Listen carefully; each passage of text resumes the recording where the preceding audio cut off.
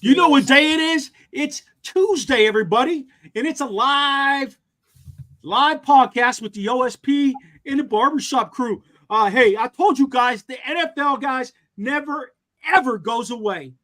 And I know I'm right. This week, we get the show rolling with a special guest. He's going to talk basketball just because his career was all about basketball. We're going to talk a little big dance with him and a little big dance on our own.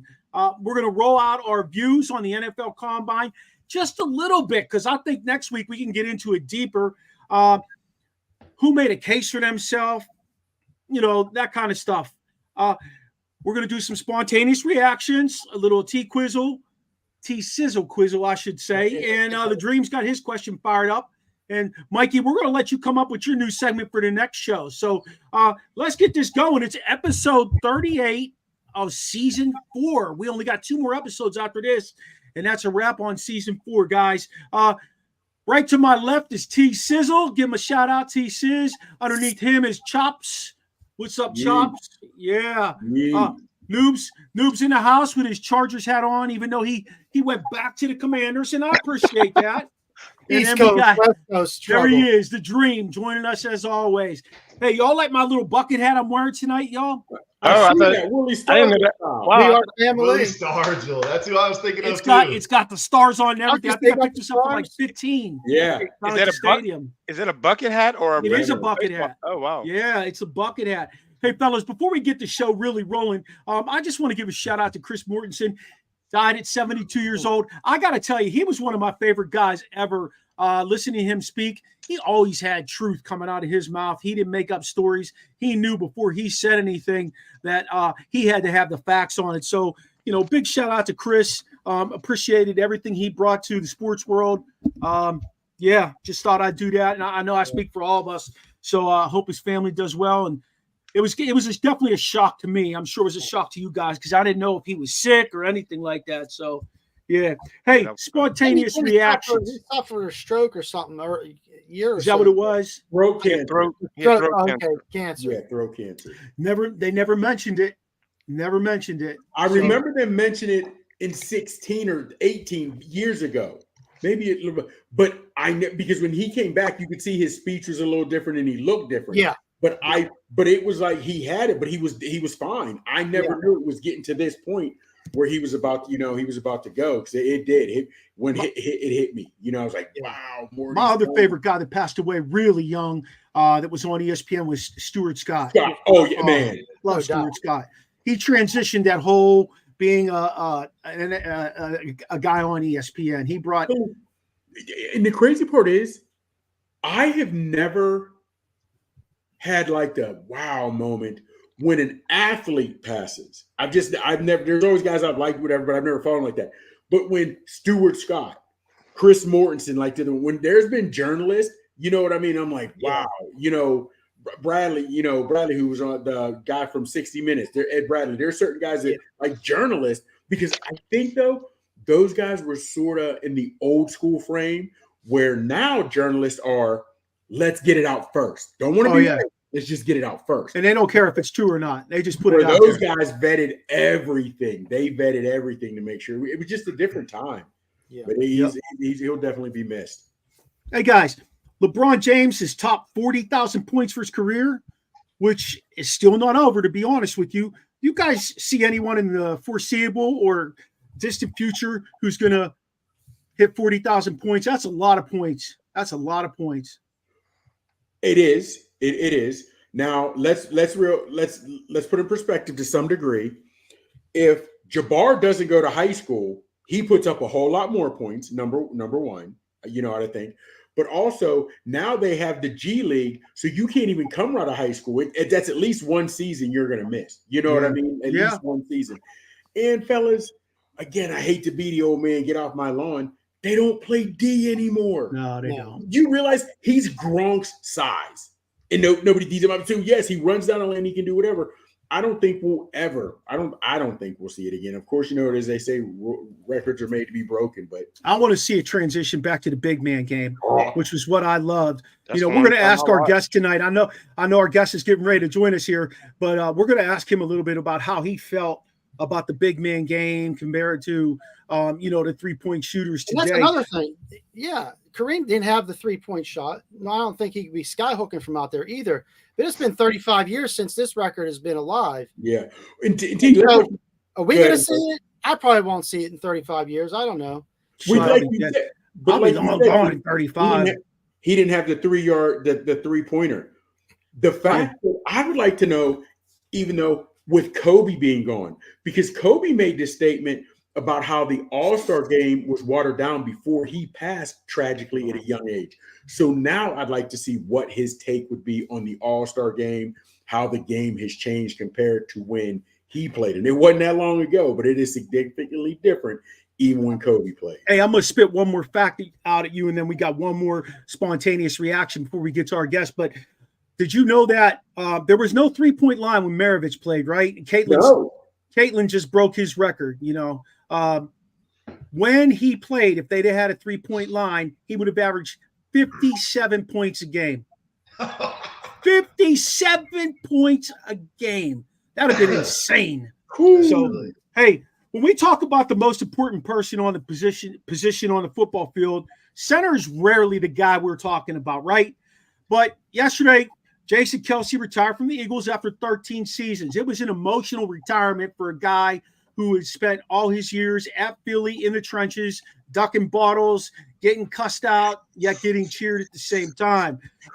Many of the players, coaches, fans talked about his value on the field, in the locker room, and in the community. Do you think this is true about Jason valued that much as an Eagle, or a lot of this come to light when his brother started dating Taylor Swift? No. What do you think?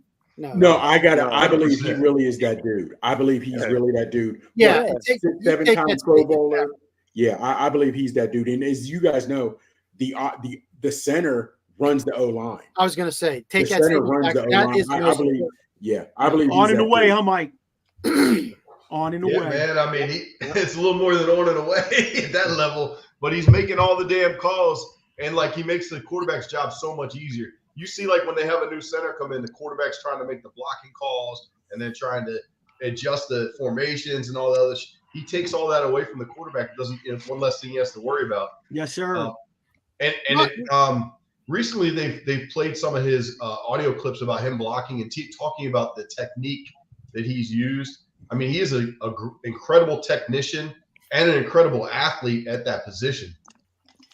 Yeah, we all know he liked to party hard, but he definitely worked hard. And I think if he would decide to go back, he earned that $9 million that they just dangled out in front of him yesterday or this week. He would have definitely taken it, but he decided it's time to move on. Is he first ballot? Man, yes, 100,000%. I was gonna say, how could he not be? But again, and the crazy part about it is, fellas, when you think about it, look at the quarterbacks he's had since he played. Whether it was even Vic for a little bit, Vince Young, Carson Wentz, Jalen Hurts, Nick Foles took Nick Foles. I mean, fellas, you realize the other quarterbacks were coming in, and that line was still solidified, regardless. You know what I mean? That's huge. That is huge. I mean, yeah, he's definitely Hall of Famer. And it's kind of funny because he could have come back for $9 million. He could have taken the bag, and he could have played, and he'd have started, and he'd have been efficient.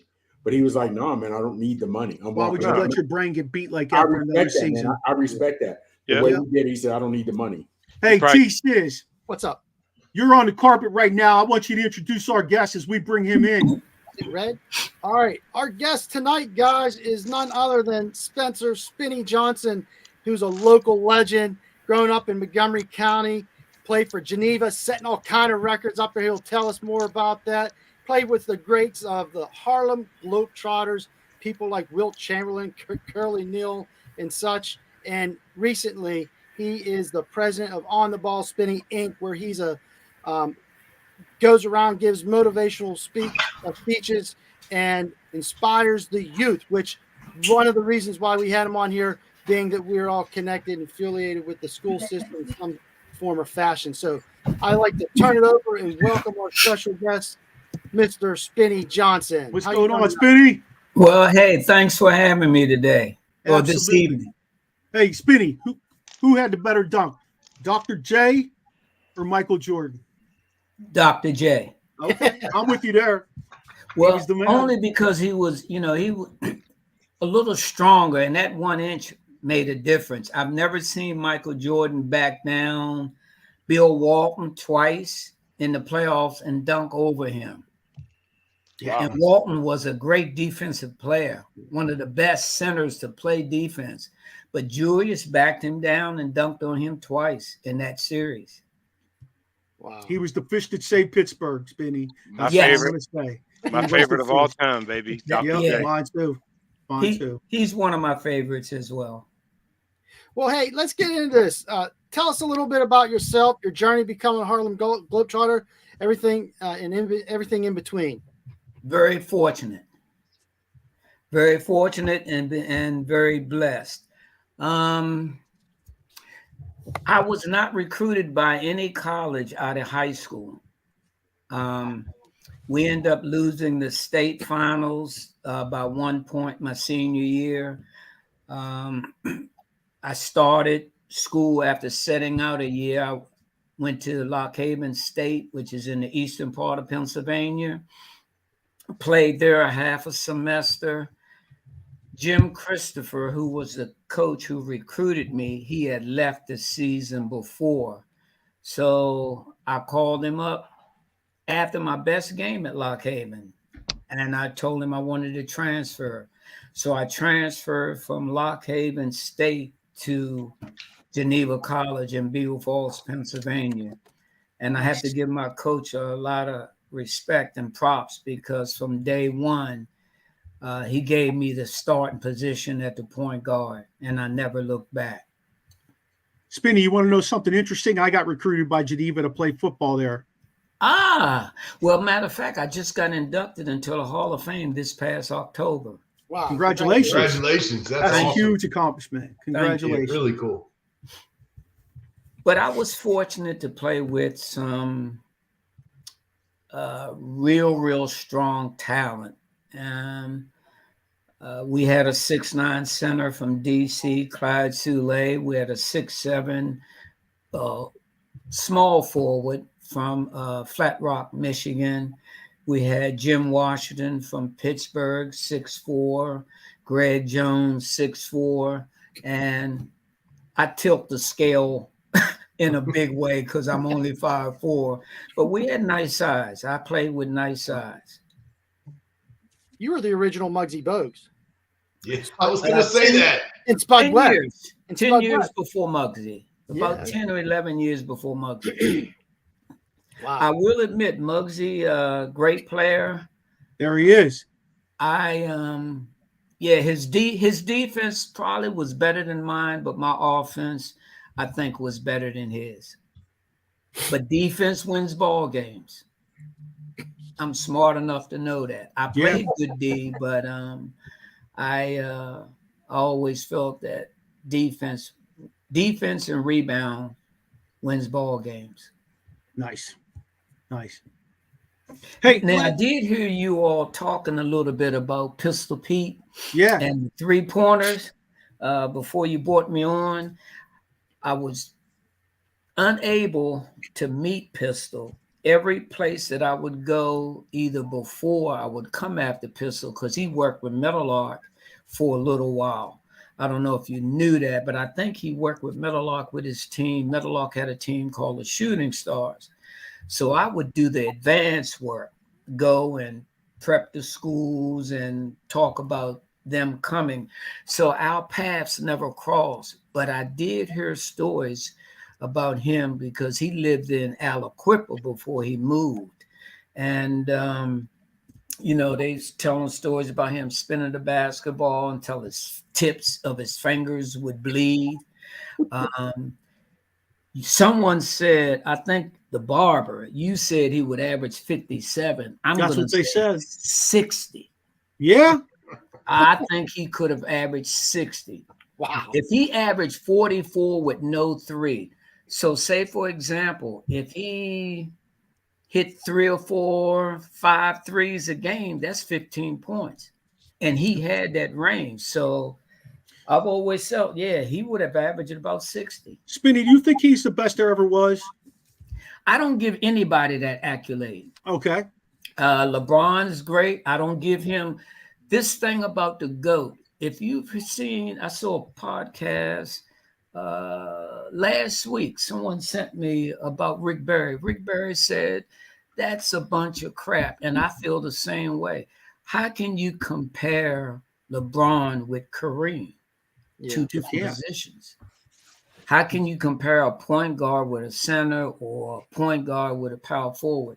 That's just my personal feeling. I don't think anybody is the greatest. And the eras. They're all great in their own way. Yeah. And the era, the different eras, the philosophies, all that. Yeah, and that's true. So tell us a little bit, what brought you to basketball? What made you want to develop those skills and take it to the next level? Well, I don't know if you're familiar with Poolsville. That's where I work. Oh, okay. Well, I grew up in Poolsville. And, my grandmother had a nice size acre ground that she lived on. My first cousin put a basketball on a pole, and it ended up becoming the Dust Bowl because there was no asphalt, no concrete, or anything. You just played on the grass until the grass wore off. Yeah. And then it became the Dust Bowl. I would walk down and watch the older guys play, and I just was fascinated with the game. So I started playing it. And one thing about the game of basketball, you don't need anybody else to play with. And I think that attracted me to it as well. All you need to do is have a ball in a hoop, and I used to imagine myself playing against the Big O every time I play. Yeah, I always say I'm the Big O or I'm playing against the Big O. But who was your that's favorite how I player got growing started. up? Excuse me? Who was your favorite player growing up then? Well, the Big O was one of my favorites because he was a point guard. I loved the old Celtics because they were with Bill Russell, Sam Jones, Casey, Heinsohn, John Havlicek, which I had an opportunity to play with and against up in the Boston area. Those teams were great because everybody did what they were supposed to do. It wasn't an ego on there that I've ever heard about. And that's why they won so many championships. Bill Russell always said that they, at the beginning of the season, they would be playing for something. Say, for example, if somebody was retiring, they were playing to win that championship for that person who's retiring. And, but I was a Celtics fan, but Oscar was, one of the greatest point guards ever. So I always looked at myself as trying to emulate him. Gotcha. Hey, let me ask you this. What was it like to be such a big part, or being a part of an iconic and historic basketball team like the Globetrotters? Well, when I got drafted, that was the only, none of the pros, none of the NBA teams, they knew about me, but nobody would open the door. If you think about it, in 1976, there wasn't any 5'4", 5 guys playing because the game was more so posting up. Even, you had guards posting up back then. So nobody gave me an opportunity. So when I got the opportunity to try out with the Globetrotters, I was very, very happy. Even though my experience with the actual Globetrotter was only like several months, I was released, and then I joined back up with Meadowlark Lemon when he started his own franchise, him and Mr. Haynes, who to me is the greatest ball handler of all times. If you watch some of the clips of him, then Meadowlark and Marcus decided to go their separate ways. So I ended up traveling and going with Mr. Haynes for another 2.5 years. So I traveled for about 3.5, 4 years, and I got a little tired quite early. Plus, I wasn't getting the big paper like a lot of the other players were getting. So I started my own motivational speaking in 84. And I've been doing it for like 40 years. That's interesting. This is my 40th school year. Wow. That's awesome. Hey, Spinny, can you think of any memorable experiences you had or moments with the Harlem Globetrotters? Like anything that stood out? The overseas touring, going to the different countries, seeing how different people live, how well we were welcomed. That was one of the greatest experiences for me.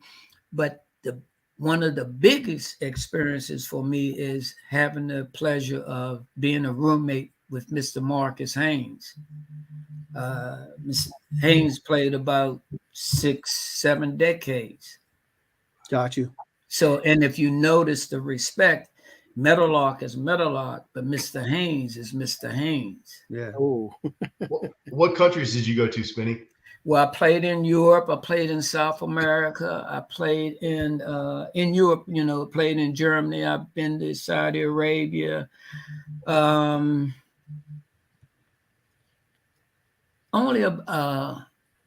been to the Philippines. Played in the Philippines. All long rides. So would you say the Globetrotters are like the original ambassadors to help spread the brand?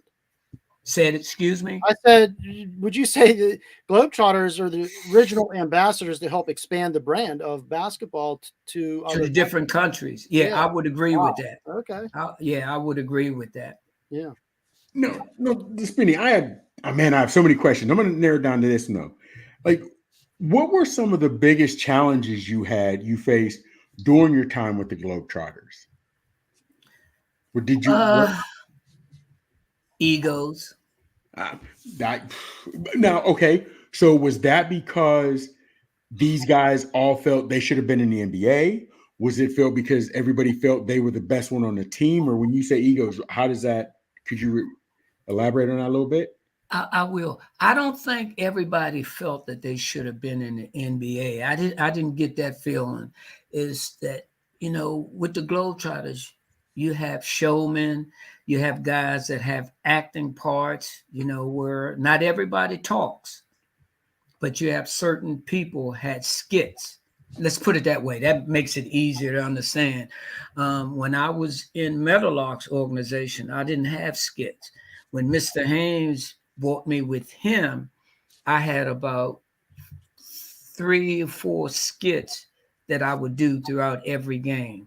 One skit was I would take the ball, run up in the bleachers, point to 3 or 4 ball-headed gentlemen, and I would ask the referee which ball you want. So then I would say this one, this one, this one. So that was a skit. My dribbling routine was a skit, doing the dribbling. I had another skit where I would, during the course of the game, but some of the teams would let me do it, where I would jump up, carry the ball underneath my legs, and shoot with the opposite hand, make a lab with the opposite hand. No. So, and then I would do a 360 in the game. And real quick, 10 seconds. As you said, with the way the game was played in your size, a lot of NBA teams wouldn't even look at you. I don't want to use the word resent, but how do you feel if you'd at least gotten your chance to match up with somebody? At least bring me in for camp. Let me see. How do you feel you would have dealt, and being honest with your game? Being honest with you, I played in the DC Pro League every summer. I've been matched up against John Battle, Sherman Douglas, and I was, older then. I was going to say Sherman Douglas from Syracuse, the point guard, Sherman Douglas? Yes. Wow. Okay. Okay. Brad Davis used to come up and play before he went to college at Maryland. He used to come up to Beaver Falls and play with us at Geneva College.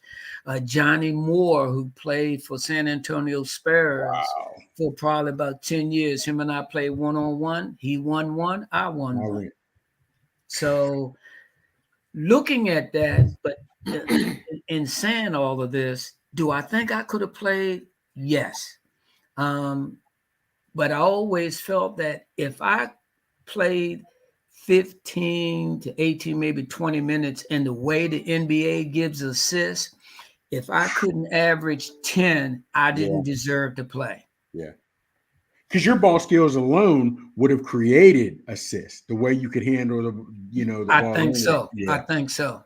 And if you think about the NBA, you could get the ball and have a dribble and you can still get an assist. In college, you don't get, well, you probably get it now. But you didn't get that when I played. As soon as the ball hit the floor, that's not your creativity, even though it should be, but you didn't create it. They didn't give you an assist.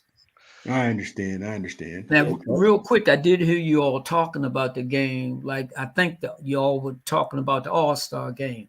Mm-hmm. I can watch the All-Star game. I'm with Kobe on that. And I'm much older than Kobe, but I can watch the All-Star game.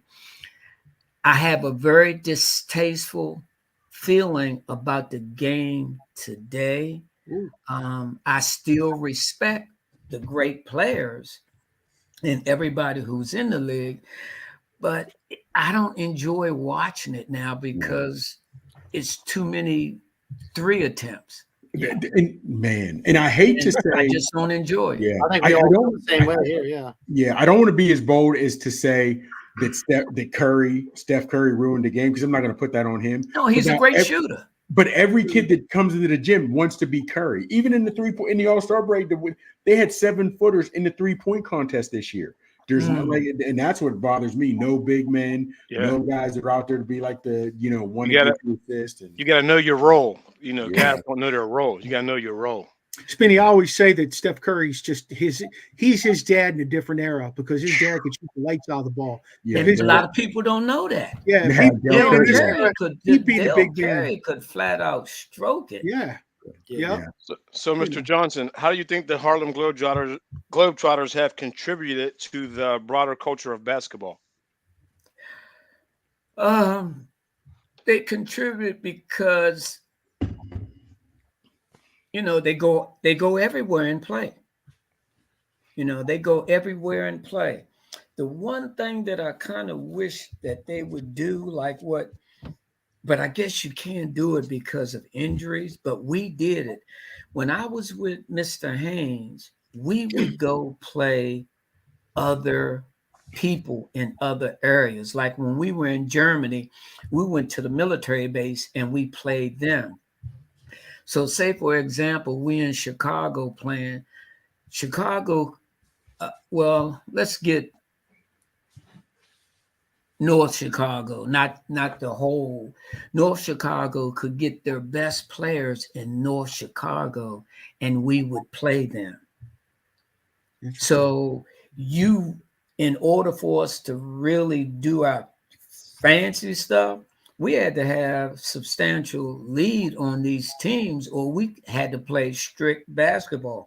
I remember a game over in Germany. We had to play basketball the whole 40 minutes. Wasn't no entertaining with tricks, because the military team was just that good. And we only won by 2. And real quick, Mrs. Johnson, with that, Spencer is good. Spencer. All right, Spencer or Spinny. Now you see a lot of European players. You see a lot of European players going to top 10, top 5. Mm-hmm. But I don't remember as many big time European players in the numbers we're getting now as I do back in the late 70s and early 80s. So I'm sorry. That's true. I look at David Stern, who did the integrating as far as with European players. I'm not saying that they can't play, because you're going to tell me that Doncic can play? Luka? Shoot. I can Nowinski?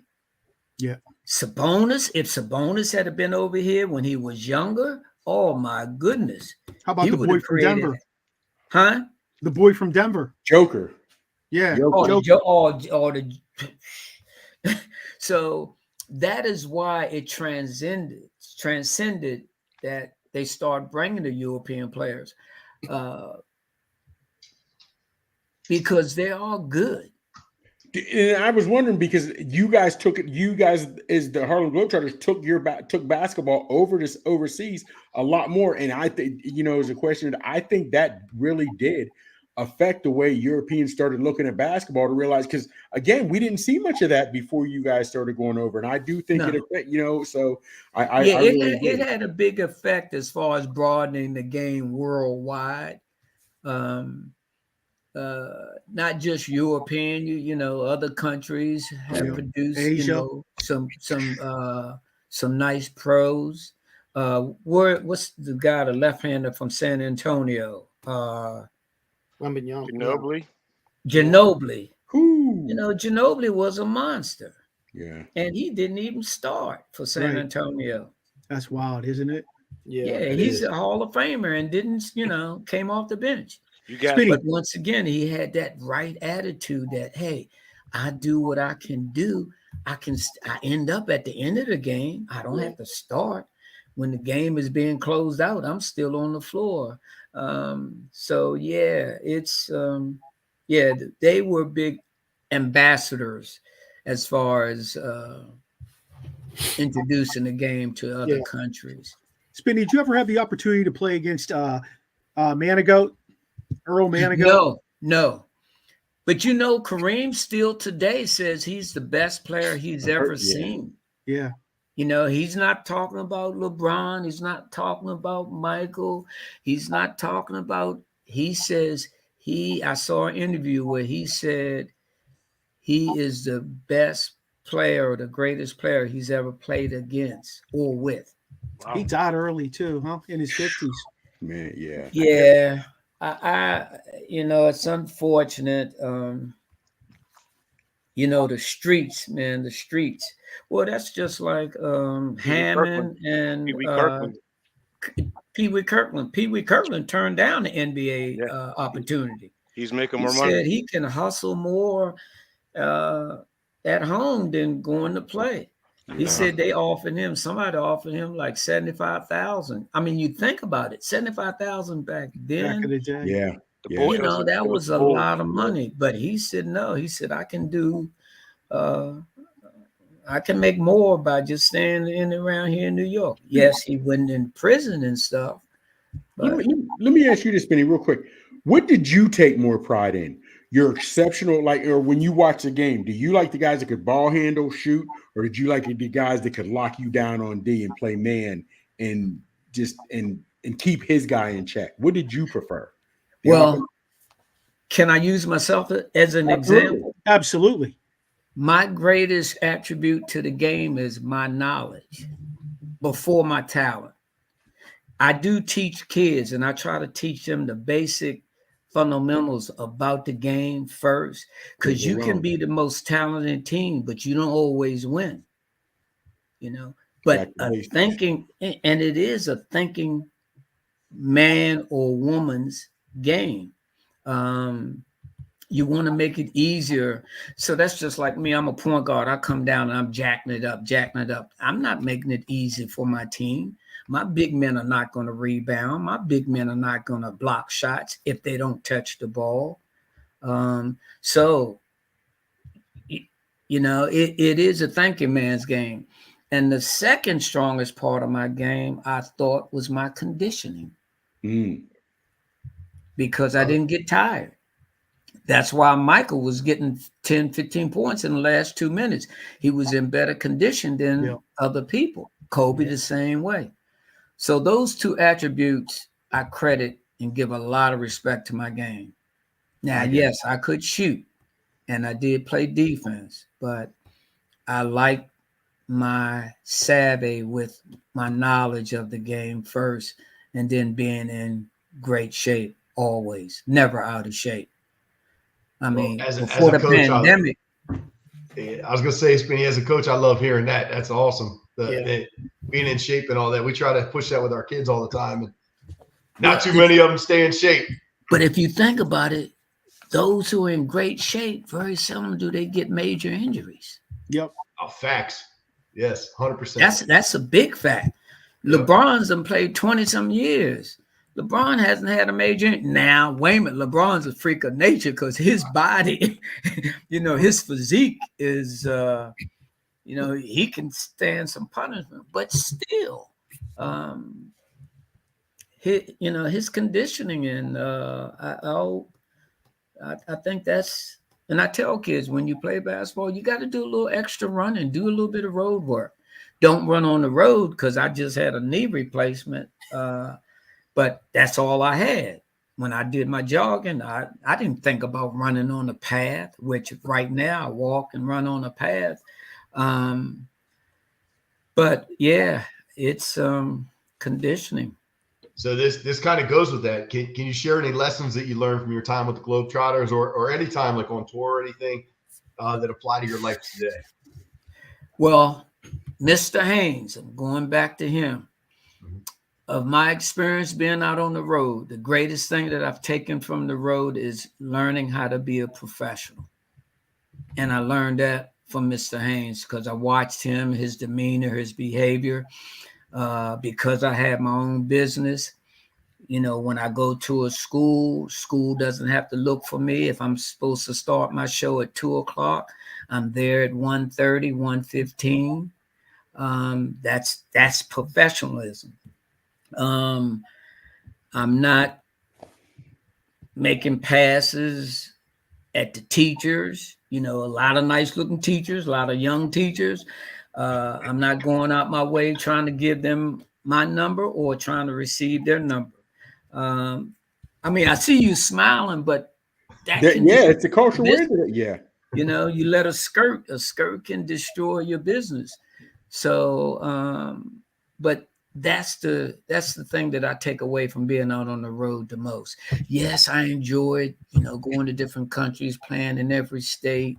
Only state I haven't played in is Hawaii. So that's my next big vacation with my wife, going to Hawaii because I've never been there. Wow. But I saw, I don't know, maybe 10 years ago, my son was in elementary school. You came out and performed. And I still vividly remember it. Tell us a little bit about On the Ball Spinny Inc. and how you stay connected to the game, to the basketball community, so our listeners can know a little bit more about that. Well, I'm also a substitute teacher in Montgomery County for the past 30 years. So when I go to a school to do the subbing, I'm nitpicking with trying to find out who the principal is. Well, this is what I do best. I said, I'm a substitute teacher, but my program, I talk about respect. I talk about education. I talk about believing in oneself, setting goals for oneself, being responsible for your choices. So when I go, like right now, I'm going over to Mount St. Joseph next month, but I can talk a little bit higher because I'm dealing with older kids. So I can talk about smoking, the fentanyl. Yeah. I can mention those things, letting the kids know that there's no growth dealing with either one of those things. I got you. Yeah. So you don't want to beat your body up. I usually share this. Your body is like a temple. You only have one. Yeah. Something go wrong, you can't just go to the store and buy a piece to fix it. Spinny, how long Legos, right? Excuse me? I said it's not like Legos. No. So you don't want to beat your body up. Yeah. Spinny, how long have you been motivational speaker and talking to kids, doing with the children? Started in 84. Okay. Right soon as I left the road. Have you noticed, I noticed it, but I'm not in the schools like you and the Barber and Coach Nukes. Are you noticing a big difference between the way you would speak to children, how receptive they were of the message then compared to now? Or are kids just kids and it's still the same? Or kids are kids, but there's unbelievable amount of disrespect in the schools right now. I'm telling you, it kills me every day. The disrespect that's in the schools. But I don't blame the kids. It starts at home. But our education system have given the kids too much power. Thank you. They have too much power. They can tell you, you can't do this. I ain't going to do that. Man, if I said that to my teachers and know that that's going to get back home to my mom or dad, oh my goodness. Same. And then kids, second grade, just get up and walk out of class, you know. So, and I mean, Spinny, we have an opening for superintendent of MCPS. Would you be interested in that? No. Come on, we need you. Someone like you. No, well, they have somebody. They have somebody. No, we need you. She's We need you. Somebody. Yeah. No, because then the parents gonna be coming at gunning, wanting to shoot and kill me because of their kid will be sent home. Think about this. Waters Landing, third grader brings a gun, brings a knife to school. Nothing happened. Comes to school the next day, not reprimanded or anything.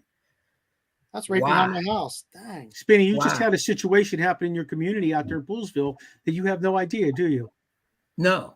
Okay. So we could talk about that at another time, but there was a serious situation that happened, and it ended up focusing around a young man that ended up at Poolsville. And it's just incredible how, let's just say it like this, they like to sweep stuff under the rug and not bring it to the forefront and take care of business like they did. You're very old school, like every one of us are here. You're very old school. We're all over 50 years old here, and we don't believe in any of that stuff. It's well, I forgot Sizzle isn't. He's close.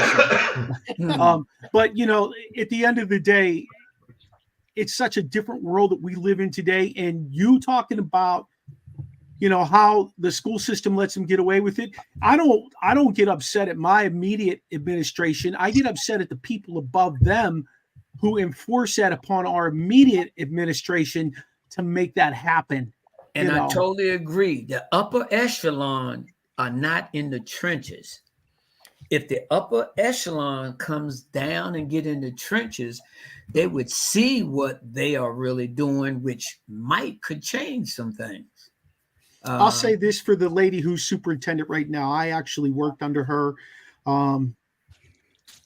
She was in the trenches. She got it. She was in the trenches. We may not have seen eye to eye inevitably, but she was in the trenches and she got it. And she worked very hard to get to where she is. So my hat goes off to her from that perspective. But still, the perspective of America today that rolls into the educational system, we entitle the kids way too much, way too much. So, hey, let me get one more question in on you, my guy.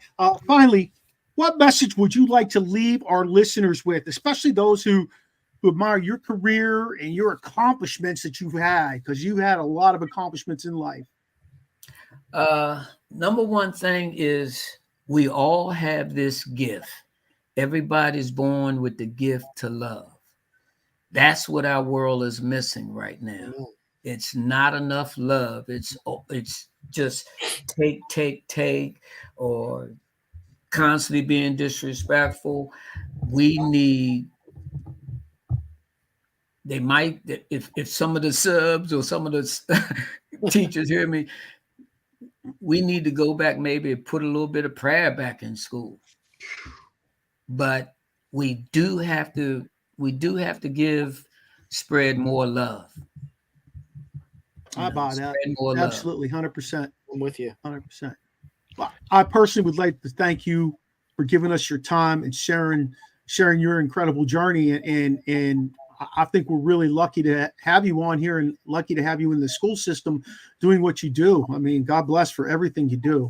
Yep. Well, I'm hoping he continues to bless me, because that's why I can't walk away, because the kids need somebody. Yeah. It doesn't have to be me, but say, for example, they keep hearing me talk about respect, be a good listener, be a good listener, be a good listener. My daughters will tell you that's all I preach to them. You're in school to learn. If you meet a new friend, that's just gravy. But you're not there to meet friends. Right. Your teachers are not there to be your friends. They're there 100%. To teach you. I was in probably my third or fourth year when I heard that message. And I still tell my kids that today, you to go to school, you have two jobs, listen, and learn. And I credit that to you. And we love having you on the show today. Thank you so much for being here. Thank you, guys. Keep working hard. We appreciate it. All right. Enjoy. You take care. Have a good evening. Thanks. Thank you, Spinny. Love your message. Thank you. Just got to continue. Yes, sir. Have a good evening. You too. You too. Hey, awesome message, huh, guys? I guess he does align with what we think in terms of the reality of the schools and just society today. I mean, Chops, we can't hear you, my man. Great guest, man. Oh man, without question. But it's weird because, and I say weird for lack of a better term, better adjective, but seeing what he's seen, not a fair shake, you can call it what you want, but not a fair shake in the NBA just because of his size. But he's played overseas, and now a motivational speaker with the kids. I'd love to talk to him hypothetically on the Original Sports Podcast After Dark, where we're getting to the nitty gritty. We're being no politically correctness, just like behind the scenes of what he's seen. You know what I mean? To where he's not worried about being politically correct, because in his years in the sports and other countries, he has seen some things that were like, absolutely, damn. You know what I mean? So I'm sure we could all share some stories. I know as a teacher, I could share some horror stories of things we saw. Story about a girl spitting on administrators last year that just blew my mind away. Here's what I don't get, and you guys as educators, if you can help, and I know, like you said, it comes from the higher ups, but how do they have to see, even the higher ups, wow, my school is on the news again for terrible behavior, whatever it is. They don't think that, wow, we need some sort of discipline. I don't get it. I just don't get it. Well, I think isn't it true that they try to tell the principals not to suspend kids as yes. Okay. Yeah. Well, especially they try to, so they don't want the narrative to be that they're suspending black kids.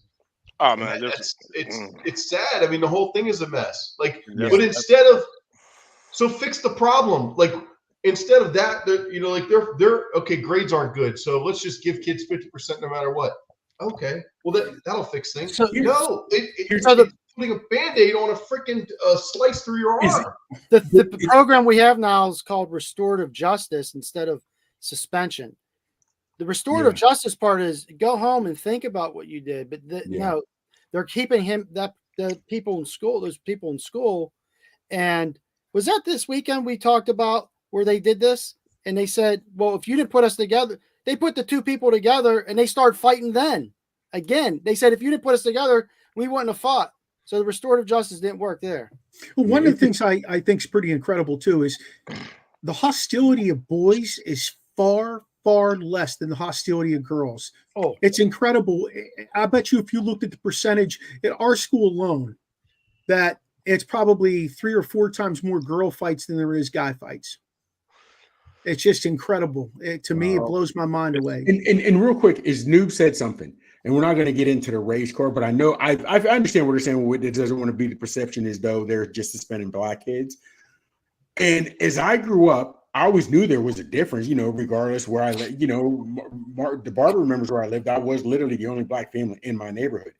But also, I realized there are some things you have to be honest with. And real quick story. You guys realize that they stopped drinking champagne after NASCAR because it was said you're promoting drinking and driving. So they were catching flack for that, so they had to stop drinking the champagne. Then they started drinking milk. Then there was a black advocacy group that said that's racist because a lot of black people are lactose intolerant, and that excludes black people. Well, I'm like, okay, and I understand there are a lot of black people that are lactose intolerant, but let's be honest. There aren't a lot of black people that are into NASCAR and whatnot. So that what I'm saying is there are things that are made up to be racist that have no need to be brought up as racism, whatever have you. And to me, I'm the same way, and I knew it. I mean, we didn't want to get like this political or whatever it may be on this pod, but I already know there's a lot of kids that are getting away with things because the perception rules the world. They didn't want to be perceived as we're punishing the black kids. Well, whether it's black, green, or Asian, whatever, if he's the one who threw the rock through the window, he deserves to be punished. Yeah. But now you have parents that come to the school. No, my little Johnny wouldn't do that. My little Johnny's an angel. No, your little Johnny's bad as shit.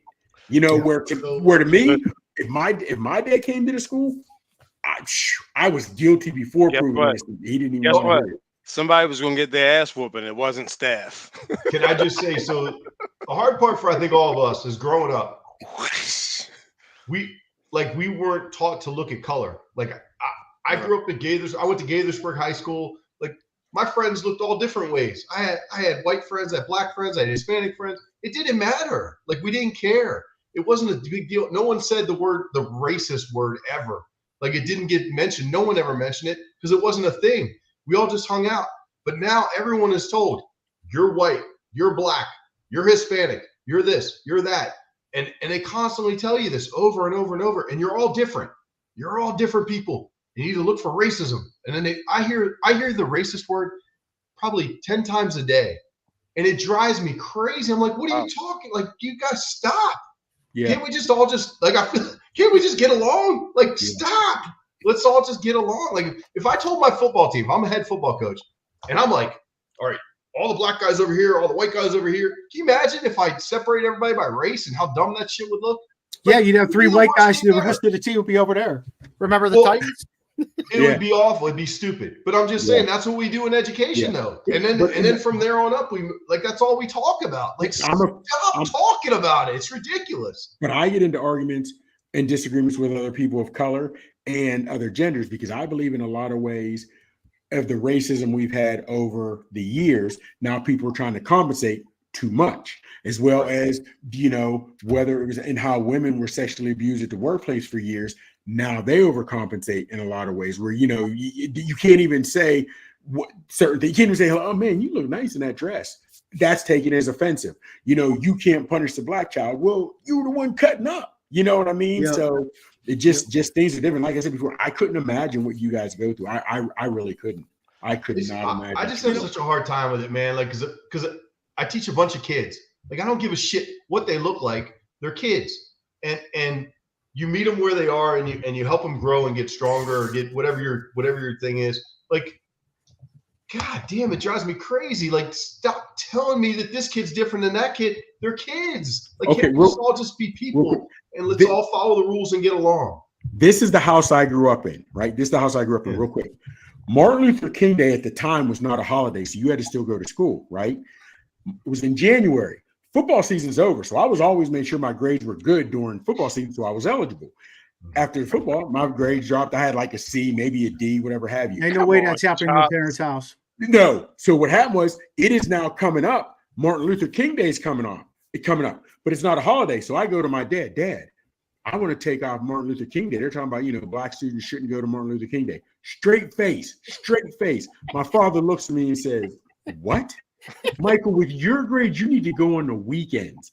Martin Luther King Day. I was at school. I'll never forget it. Me and my brother both. They did not. My folks didn't play that. I'm surprised Carol didn't whoop your ass for saying that too. Man, my dad.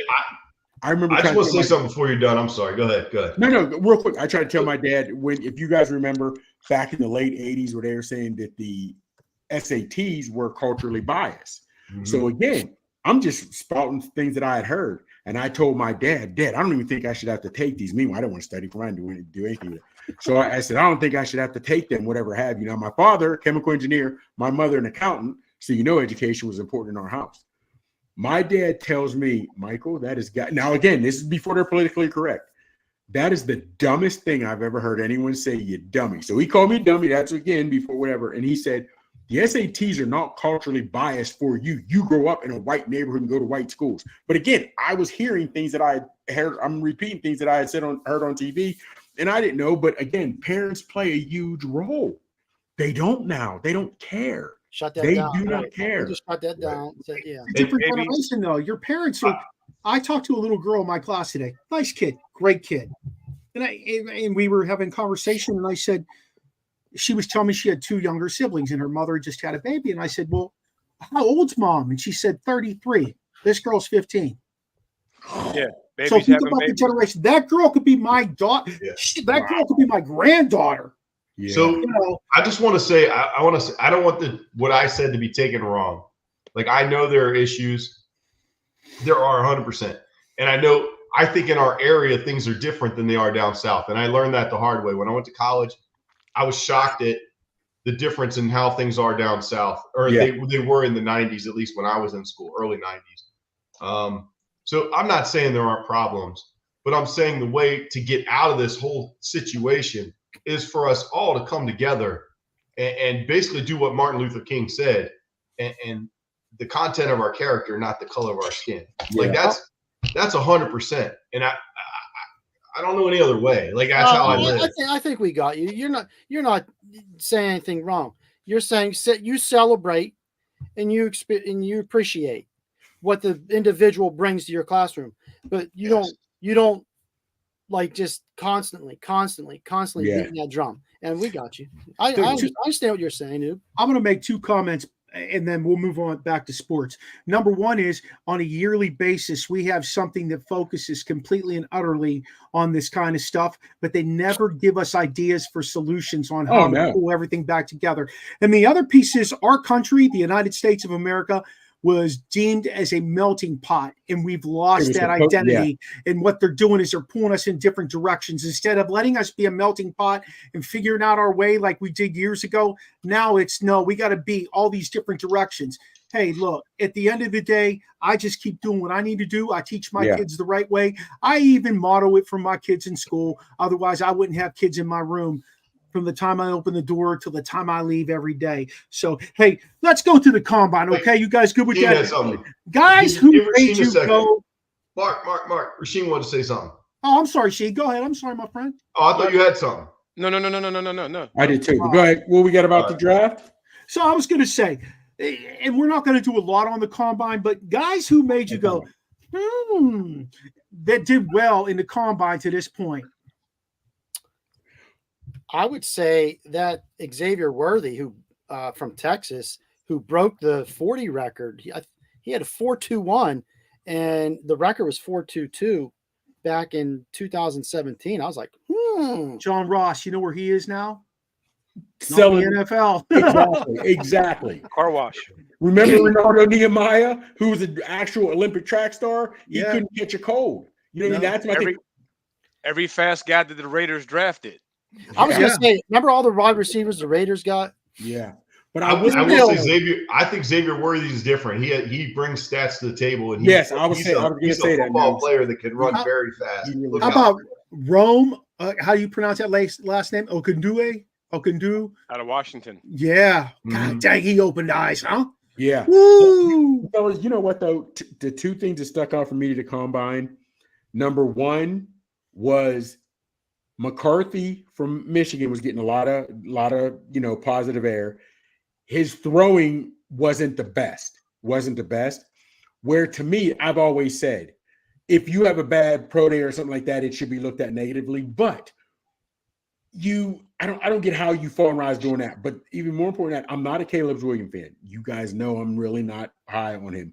But I agreed with him when he was acting like a diva, and he said, I'm not doing this for teams, but you need what you have for me when you see me on tape. That's what fellas, I'm a huge guy on tape, because even if you have a great day throwing, you're not in pads. There's not 30,000, 40,000 people screaming. There's no D lineman coming at you. There's no cornerback trying to stop it. So I believe everybody should have great days passing and running routes, but that's what stuck out to me. They're upset because the problem with film is, who are you playing in that film? There it is. I don't need to see USC versus Stanford versus who else is said? UCLA. Yeah, I need Washington to see you. State. I need to see you. There you go. But here's why I'm bigger on the film than because again, right now, now I'm older, I'm 52. But when I was 25, I could have made an 8-10-yard out throw. I could have thrown it. But if now you put a D lineman in front of me, I got to read a defense. It's a whole different ball game. You know what I mean? But also, what I don't get about Caleb Williams, or people aren't taking into consideration, Pac-12 plays no defense. And when you start looking at 98% of his highlights, his guys are wide open. And still a lot of these guys, he's not hitting in stride. They're waiting for the ball. But again, I mean, it's a I agreed with him in the aspect of you see it on film, but then I also understand why nobody takes in consideration it's Pac-12. They don't play defense. You know what I mean? I agree. That's You what know James who said. impressed me? I don't know if you guys saw the center from Oregon. He did a one-on-one rep, no pads. One of the assistant coaches of the Pittsburgh Steelers was lined up over him, and he had to take on the guy, shuck him, and get downfield. He basically fucking picked up this 275-pound guy, threw him off to the side, and he got downfield like he was on a screen pass or going downfield to block. It was insane. Yeah, go ahead. Yeah, T-Sizz, do you have any other guys? I'm going to name a few guys. So Xavier Worthy's teammate, A.D. Mitchell, who actually is ranked a little bit above him. Yep. He ran a 4.34. I mean, that's just a little bit slower, but man, that dude can get in and out of breaks. And he's 6'2", 205. That's big time. Bigger, longer, heavier, 39.5-inch vertical, and an 11.4 broad jump. So Chops, wasn't that you in high school? Pretty much. I mean, pretty much. That was me. Real quick. That was him going down Fox's Pizza Den. Man, loved it.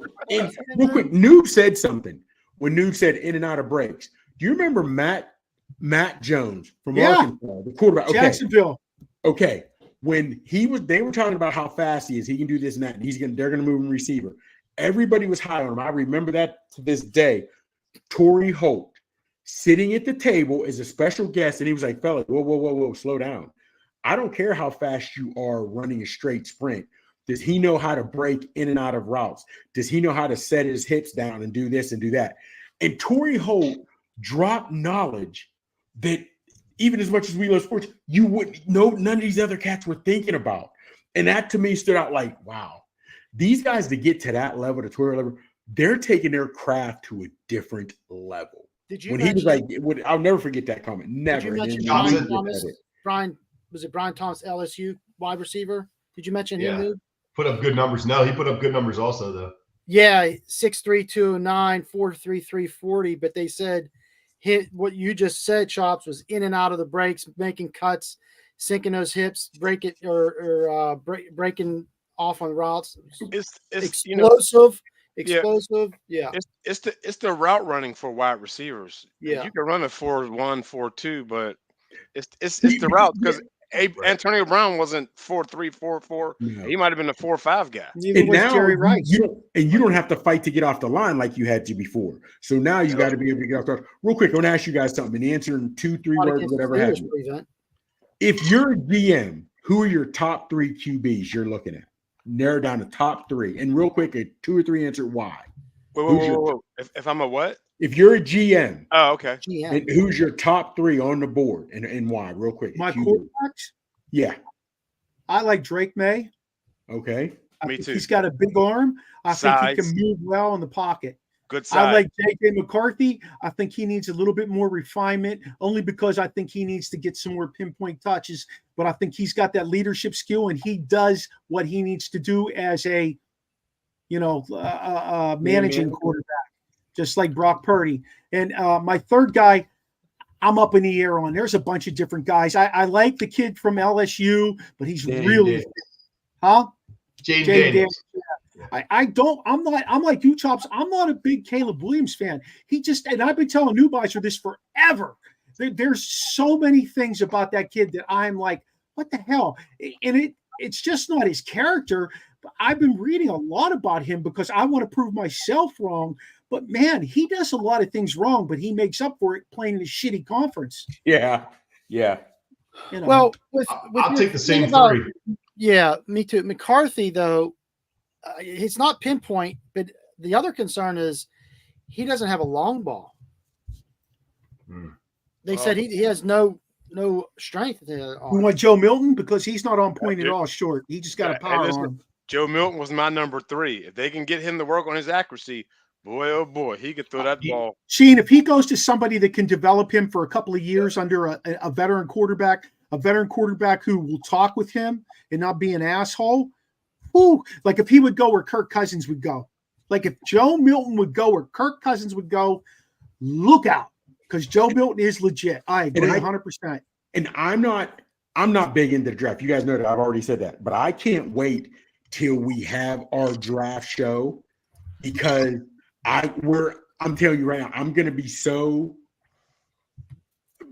polar opposite, just not combative, but I am having different thoughts, not negative, just different thoughts on a lot of the players people are high on.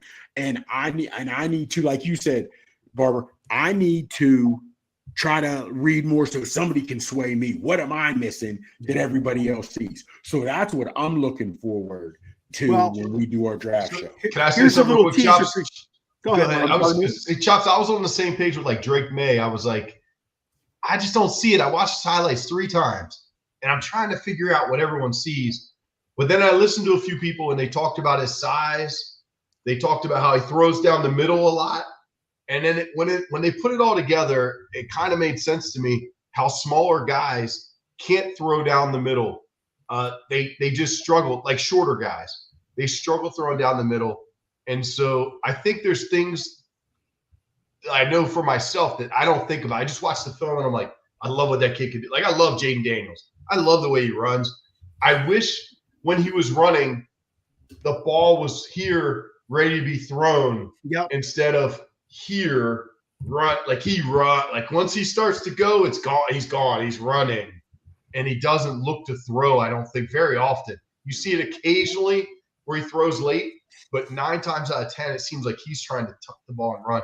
But that size thing, I underestimated that size thing. I think that really makes sense to me when I hear it. Like 6'4" above, okay, you're great. But those shorter guys really can't throw down the middle. Mike, 2 things. In terms of what he does with the ball, Jaden Daniels, that is more of a high school type thing because those kids can immediately get it up. Guys aren't as good as them and do the dart downfield. The second piece is, how many people really heard about Ben Roethlisberger when he was coming out? Part of the thing about Ben Roethlisberger was his size and athleticism because he was playing in the fucking MAC. You know what I mean? They say an average quarterback at the NFL level to be successful needs to be about 6'4", 220. Just to be successful. They got to be able to see, just like you said, they got to be able to see down the alleys, left, right, and middle. And if you can't and avoid injuries. Yeah. If you can't do that, then you're not going to make it. So it's a couple. How about the guy that you went? Seriously, this dude's like gonna make it? I didn't say he's not going to make it, but what I saw on Oregon's running back who just kind of killed his stock, Bucky, dropped to probably the 3rd round. Bucky Irving. He said he did poor. Well, I thought he was going to be faster. I thought for sure he was going to be faster. There's no defense in the Pac-12, so he looked like he was, There you go.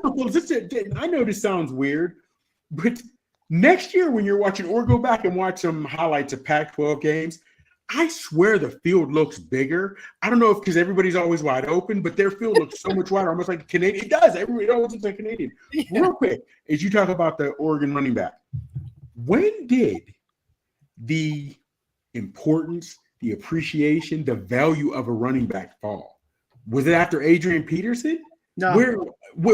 Because now where do you think it fell? Because they don't get love like they used to. I'm going to tell you exactly where it fell. If you guys don't mind me going here, when Le'Veon Bell shot his mouth off and wanted to be paid like the top guy on the field at $15 million or whatever it was a year guaranteed, that's when the position fell. The New England Patriots clearly said, we don't need a guy at $15 million a year. We need a guy that makes $3, $4, $5 million a year. We'll rotate 3 different guys through there. We'll go with the hot hand. We talked about this at Saturday's show at Vanish, and it holds true today. But I think Le'Veon Bell did more of a hindrance to the position than he did a help to the position.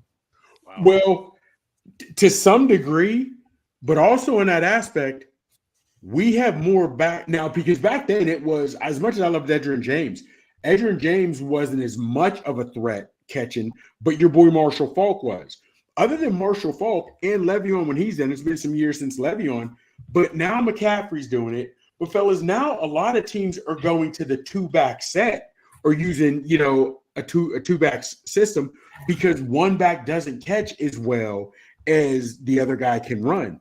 Le'Veon, I think Le'Veon went about it wrong, just shooting his mouth off, because I thought he was valuable. I thought he was real valuable. He just didn't do everything right. But I just, now that you still see receivers getting huge contracts, and you still see quarterbacks getting huge contracts, even DBs. But running backs cannot get love. They just can't. And I think when Zeke was up for a contract extension, they didn't do it. I think that was a big one.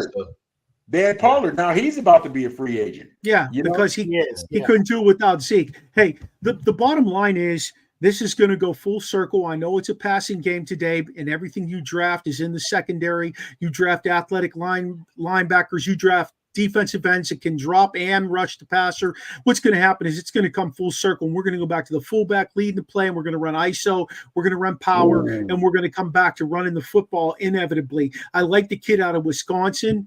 What's his name? Braylon Edward? No, not Edwards. But I like that kid. He's got good size. He can run downhill, and he's got some breakaway speed to go to the next year. That's the kind of guy that will transcend an offense. If I was a young guy on the up and coming as an offensive coordinator, or wanted to be an offensive coordinator and had an opportunity, I'm looking at making my team a running team and attacking those teams that have nickelbacks out there all the time and all these athletic linebackers. And I'm putting big linemen that can get the push. He's talking like someone's listening. You know damn well he's coming out throwing the ball, noob. Yeah, Maradei. Listen, that was me in the late 2006, 2007. Oh, this the new you? But when we get into this, that's something I want to get into and how we talk about it, because I don't want to get it because it'll lead to another hour and a half. But there's so many things that statement alone, I think, could take us into so many different directions, because I'd love to see leading the fullback, because that means it's knock 'em. Going back to the knocking game, we're knocking heads. With their big guys being so much more athletic nowadays, I don't know. I just don't see it. I don't know. I don't see it. Think about it now, fellas. What was it? Richie. Remember the old Richie, the old fullback for the Raiders? Yeah. He was always, and there used to be guys that were fullbacks. They're bleeding out with football. We loved it. San Fran used a running fullback. Ravens. Baltimore. I was like Baltimore from Tampa Bay. Yeah, but now that they're a dying breed nowadays, I'd love it. I'd love to see guys go back. Baltimore's trying to the Steelers. Rasheem's favorite. What's that guy from Baltimore? He's a glorified guard. Yeah, but Baltimore's trying to transcend it. Hey, if Baltimore goes out and gets Saquon, they're dipping into that running back market. They're looking at Derrick Henry. They're looking at Saquon. They want to continue the running game. Number one, because they know Lamar can't throw any further into his tight end. Number two, because they want to transcend that game. They know the ball control and defense wins Super Bowls. That's old school, and it's going to come back. I'm telling you, everything goes full circle. Yeah. So real quick before we get out of here, Barber just said something, and Spinney had said it, and we all know it. Offense fills stadiums, defense wins championships. I'd like to know, even if we go back 25, 30 years, you go back to the beginning, but of all the Super Bowls, what is the lowest ranked defense that has ever won a Super Bowl? I'd like to find that out. What is the lowest ranked defense? Google it. I didn't probably Rams. Probably the Rams defense back in the day when they were played Tennessee. When they played Tennessee. Oh, they made that last tackle. Because Tennessee wasn't that great. Let's face it, they were not a great. Who was it? London Fletcher made that tackle, right? Am I right? Yeah. Well, Mike. I thought his name was Mike. It was Mike something. You're right. Mike Jones. Yeah. Hey. Mike Jones. Yeah, it was. Mike? Yeah. Hey, I'm going to skip us forward just a little bit. You guys excited for the tournament coming up next week? Yes. I am. I like the NCAA tournament. Noobs, you like the NCAA tournament? I know you're a football guy. Well, it's fun because you always do the brackets, and your bracket gets blown up the first weekend. Fucking That's right. all right. At least mine does. Mine gets destroyed early. Bathroom and Hosses. Is it? And the crazy part about it, I probably haven't done a bracket in the last 6 years, but I get starting Thursday after. I'll admit I don't pay much to the playing game, but come Thursday afternoon, I'm ready, Freddie. I just. So, what's really, really fun is that we're in school. At least I teach weight training. I put the big screen up and we actually watch it. I let the kids either lift or watch it. And so the tournament is there and there's a big crowd of kids watching it, and they get excited. So it's kind of cool being able to do that in school. Yeah, I hit the box light. Yeah, definitely. Hey, do you guys watch Championship Week? Next week's Championship Week. That I don't. I don't watch the first couple rounds, but I always watch, even if it's Big Ten. I watch the championship game. I will admit, because it's nostalgia, I still want to, even though Pitt's no longer part of it, I still find myself watching some of the Big East tournaments. Yeah, Big East basketball was ridiculous. It's not what it used to be, but I still like. You guys don't watch Ryder versus Marist? Oh shit, that's circled on my calendar. Hey, Sherman Douglas, that was a name from the past. Wow. Talking about the Big East, man, I love watching Syracuse, Georgetown, Connecticut, Pitt, all them teams battling it out. That was basketball in the 80s. And again, I don't want to be a homer because it was the Pitt Panthers, but when you go back to those days, was there ever a conference tougher than the Big East Hoop Conference? I mean, it was ridiculous. There was a time. Was it the SEC of basketball? Oh, without question.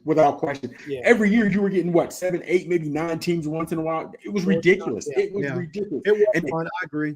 All right, real quick. Think about this. Now you have Saban, you have Kirby Smart. No, Saban's done. Saban's done. Well, true. But when you had Rolly Massimino, when you had John Thompson, when you had you're looking at Carnesecca. Yes. You're looking at all these guys. PG Carlissimo. You have all these cats in one conference. And the crazy part about it is, John Thompson was a big guy, out of shape. Rolly Massimino, whatever. But these cats had their boys on point. Boeheim. That was what. It was a different breed of fellas. He retired like 2 years ago. I got to say the ACC was pretty close though. It was. Yeah, he was good basketball. There's no question. But then at that point, though, Nukes, you had Duke, you had UNC, Duke, and North Carolina was always up there. Wake was always good. Duke, and North Carolina. Wake Forest, they did have theirs. I liked them more. I'm not gonna lie. When Paul was there, I liked them more when Paul was there. You know what I mean? Every once in a while, Georgia Tech would come up with some guys. Kenny Anderson. But you knew, like I said, Georgetown, St. Joe's. I mean, they were gonna UConn. Those guys in the Big East, they were gonna be there, man. Hey, Mikey, my favorite thing about the Big East, and you named all those coaches, they were all paisans. Carlissimo, Massimino, Carnesecca. Yeah. And the crazy part about it is, you knew where I grew up, the little tan neighborhood. I was up in there, up in the Heights. And when I first took my wife home, now mind you, I'm 6'1", over 3 bills, and some of the guys up there were still coming. Hey, little Mikey Mills, you're home. And my wife, they called you little Mikey Mills. Yeah. It was. You hung out at the Hall and Inn with all them guys. That's what it was. Yes. Yeah. I remember this one time we were playing flag football. We won our game. I think it was a semifinal game. We went with this boy, Mike White. He was the quarterback. This kid could play football. He was a quarterback down at Valley High School. We went up the fucking Hall and Inn. It was like, I don't know, 11:30, 12 o'clock in the morning. He got drunker and pissing. He was balancing chairs on his nose. Oh, my God. I didn't get home till Monday morning. Anyway, let me keep moving here. By the time we do the next show, the field's going to be set. Who are your 4 number ones? Did you guys research? Wait, number ones, or who do we think's going to? Who's going to be the top seed in the 4 areas? It'll be Houston. Will definitely be one. It'll be UConn. Absolutely. Purdue, definitely. Purdue. Oh, Purdue, you have to be there, Sheen. Have to. I think. Kansas? No, they lost. They dropped down to 2 or 3 now. Yeah, they're low. Yeah. Hey, Arizona. Okay. Arizona. Here's the thing, fellas. There's your top 4. Hey, I got some bubble teams for you guys. Keep an eye out on. Wake is a bubble team. Mike, Villanova, Ole Miss, Providence, Texas A&M, the Pitt Panthers, who have won 20 games, and I'm taking my boy on Saturday night to see the Pitt Panthers up in Pittsburgh against North Carolina State. Last game of the season at home. Seton Hall, Colorado, New Mexico, and St. John's. So there's some old Big East teams in there, Mikey. Yeah. Hey, T-Sizzle, what do you got for us this week? The T-Sizzle Quizzle. Let's keep it. This is honor of Spinny. Harlem Globetrotters historic win streak. How many did they win in a row, guys? All of them. 71. Huh? How many did they win? 76. 182. Not even close. What was it?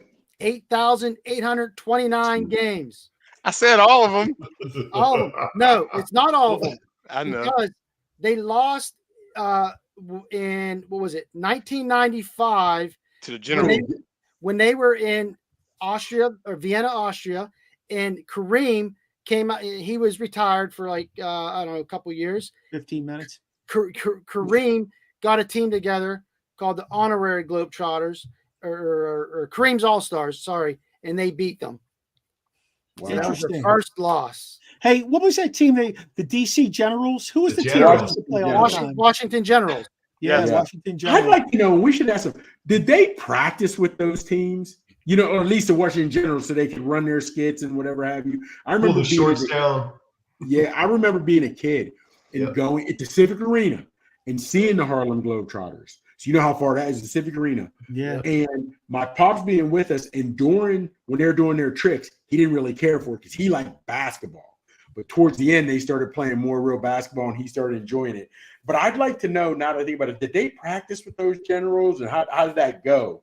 You know, is there doing skits? Because he said, like, even when he was with Meadowlark, he ran skits.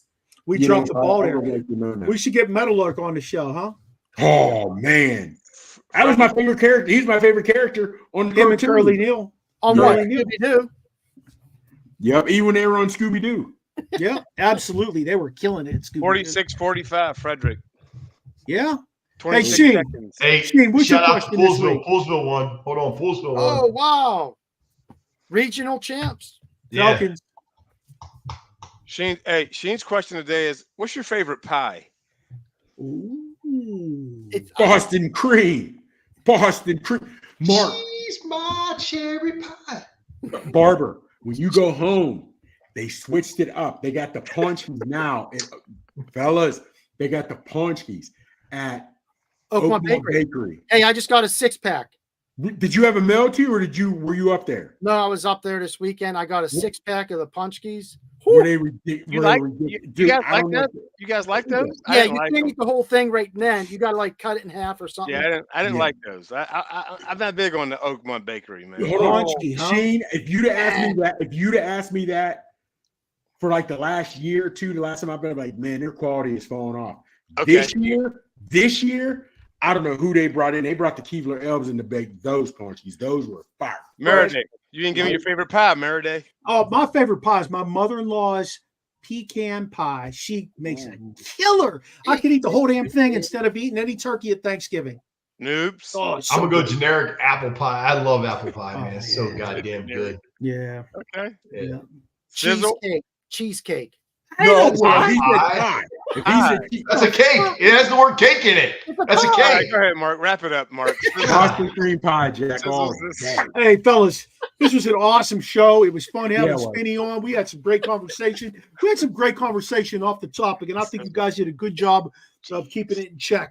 So go ahead, tell them where they can find you at. Let's start with Sheen, because I know we can find you everywhere. You can find me in the club. It's going down. No, hey, you can find me anywhere, man. I'm everywhere, anywhere you want to be. That's where I am. I need you to get out there on social media. Noobs, hit them up. At Coach Noob on X or the Gram. Say what? At One Young Terry on the X and the Gram. It's all you. It's all you, Chops. And I need to get more active on the gram. On the gram, it's Big Chop 79. On Twitter, that's the real Big Chops. I need to start being more active. And apple sauce. Appreciate you. Hey, connect with us here on the Original Sports Podcast by checking out our webpage, podpage.com, Original Sports Podcast with Mark Maradei. Like our Facebook page. Join us on Twitter. You can also like our TikToks, watch those things. Those are all OSP with M&M. You can find us on Snapchat, Instagram, and also all our shows are on YouTube. And it's been It's been an amazing run, guys. We are well over 160 shows. Just with you guys alone, we're over 50 shows. So we've been doing some great things. We've got some big things coming up in season 5 that I'm working on. Don't forget about that. Feel free to email us at originalsportspodcast@gmail.com. Shout out to Sean Ankoviak for doing the voice intro. Shout out to Charlie Hodgson for the intro and outro music for this season and next season. The new music is coming out soon. Join us every week to experience the on the Original Sports Podcast. Yeah.